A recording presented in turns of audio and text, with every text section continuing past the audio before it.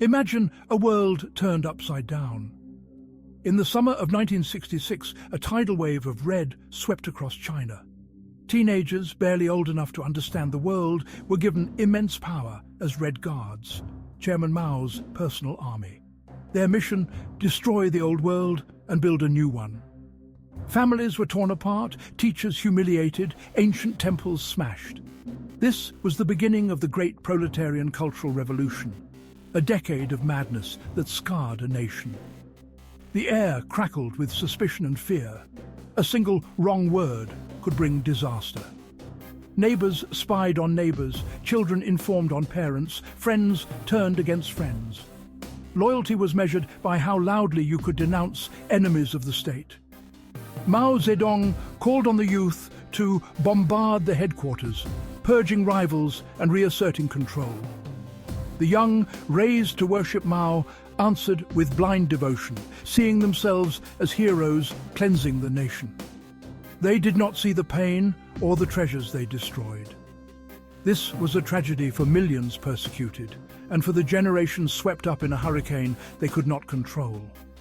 Their innocence was stolen, their moral compass shattered.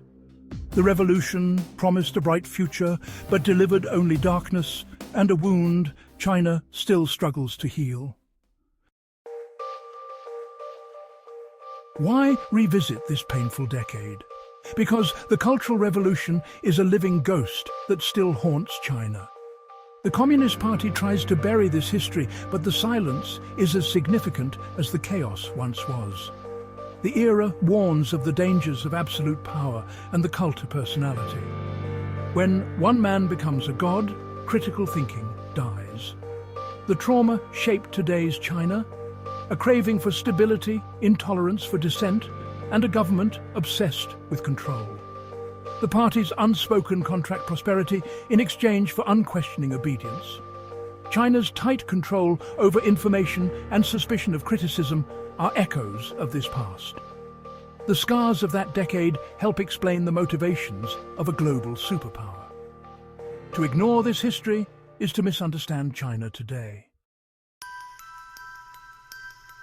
The Cultural Revolution's roots lie in the catastrophic Great Leap Forward.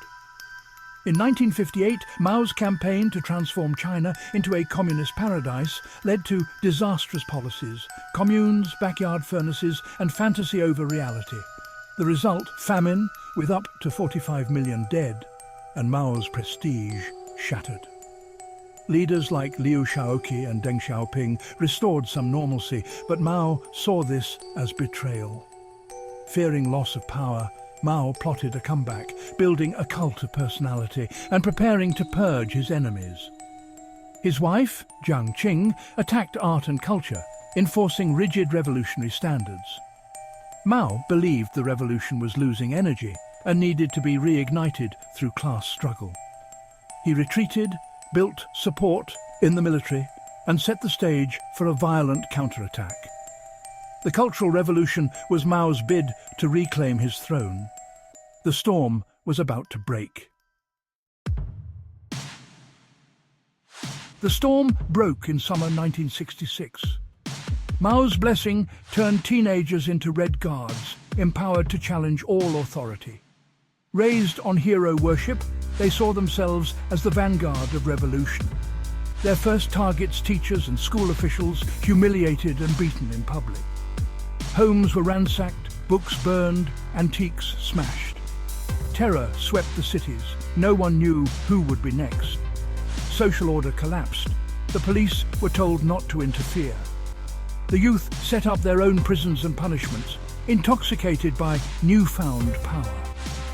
For the first time, they felt important, cleansing the world of evil.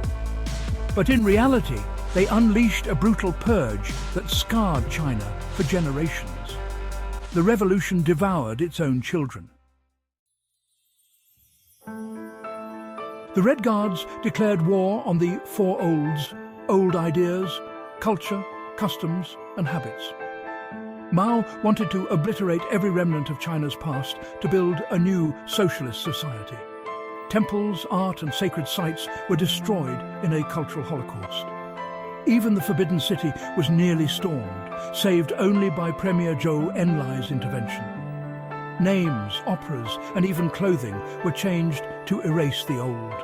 Intellectuals, artists, and scholars were persecuted, driven to suicide or re-education.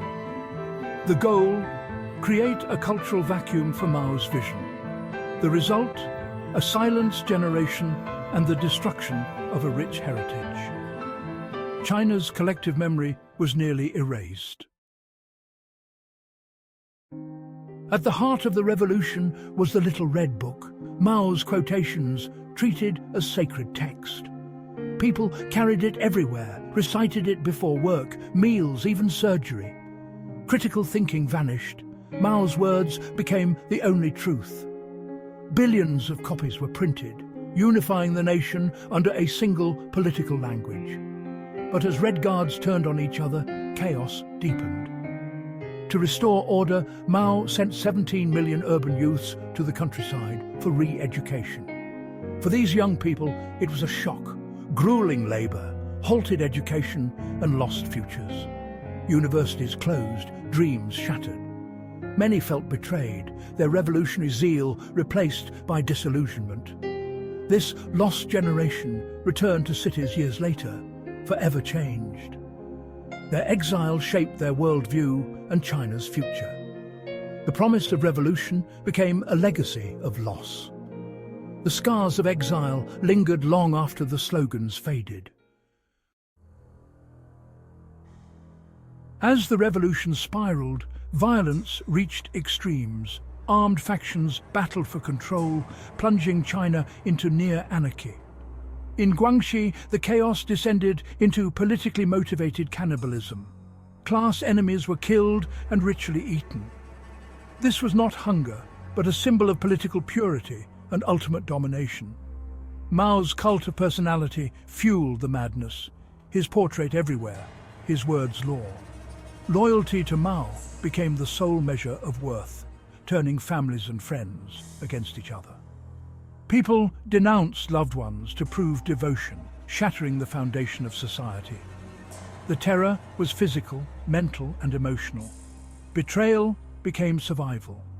The revolution's greatest casualty was trust itself. China was left steeped in fear and psychological scars. By the early 1970s, the violence subsided, but political turmoil raged at the top. Lin Biao, Mao's chosen successor, died in a mysterious plane crash after being accused of plotting a coup. The Gang of Four, led by Mao's wife Jiang Qing, clashed with pragmatists like Zhou Enlai and Deng Xiaoping. Mao, frail and ailing, presided over the chaos but could not resolve it. In 1976, Premier Zhou died, sparking public grief and protest, which was violently suppressed. Mao died that September, leaving a power vacuum and a nation in mourning.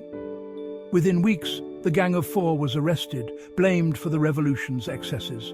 The Cultural Revolution officially ended. China stood at a crossroads, uncertain but desperate for change. The nightmare was over, but the wounds remained.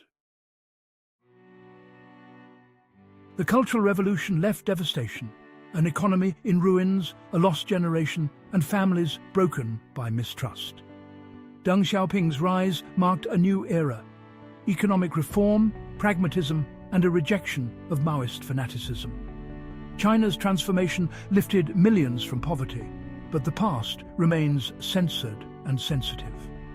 The official narrative blames the Gang of Four, avoiding deeper questions about systemic flaws. This enforced amnesia means the lessons of the era remain unheeded. The Cultural Revolution warns how easily civilization can collapse when independent thought is crushed and power is absolute. China's recovery is a testament to resilience, but silence leaves wounds unhealed. The echoes of that lost decade still shape China's present and its future. To understand China, we must remember the pain it tries to forget. The past is never truly past.